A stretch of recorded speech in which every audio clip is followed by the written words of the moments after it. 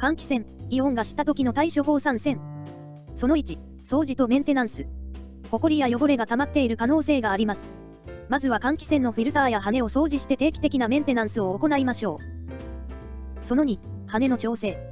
換気扇の羽が歪んでたり、ずれている場合も原因の可能性があります。羽の位置を確認し、必要に応じて調整してみてください。その3、潤滑剤の使用。モーターが摩擦音を発生させている場合があります。潤滑剤でモーター部分の摩擦を減らすことで異音を軽減することができます。